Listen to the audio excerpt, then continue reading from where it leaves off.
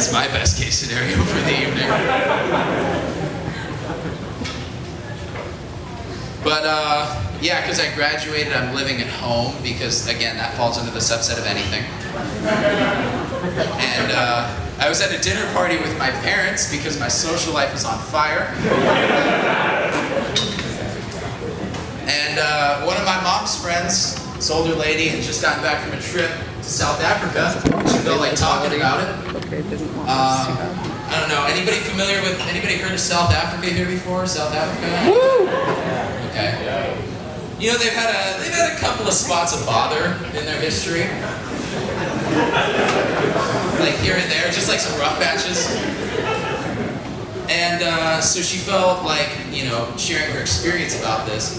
And what she meant to say was something along the lines of, you know, it's crazy that we as human beings could draw such arbitrary distinctions between people of our own species just because of a few different shades of pigment, you know? Like, considering how fundamentally similar we are in our cores, that any legal system would step up and try to segregate people just because they so happen to be slightly darker or lighter in the tones of melanin. That's ridiculous.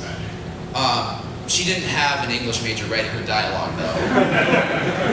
So what she actually said after a protracted pause was,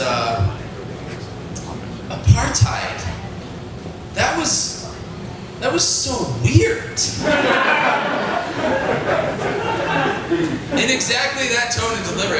She was really trying to get that one word that was going to bring it home on the real crushing weight of apartheid. Apartheid was so weird.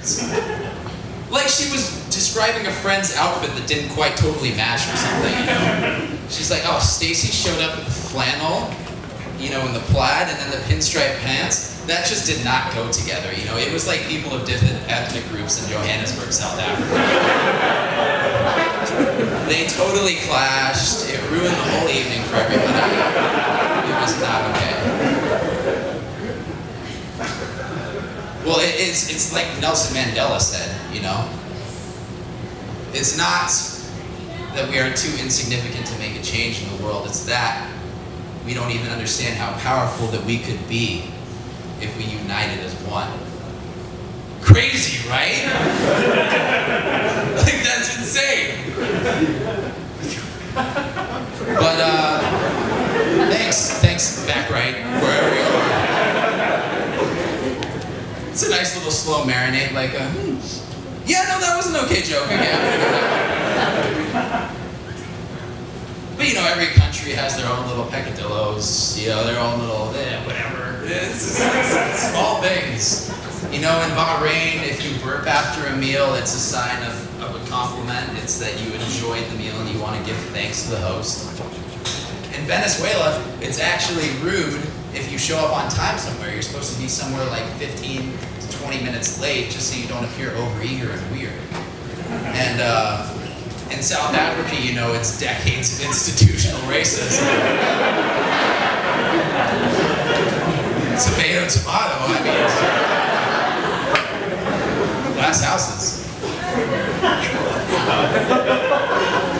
And the funny thing is, in America, we have all three. Isn't that really cool? You know, it's, sorry, Miranda, I was going to be on time, but the darky at Raising Cane's took a long time putting the food in my bag.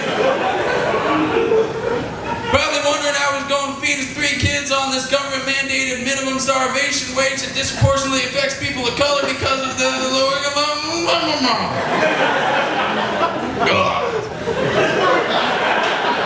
I do like their sauce, though. All right, everybody, that was my time. I'm Gabriel Ostler.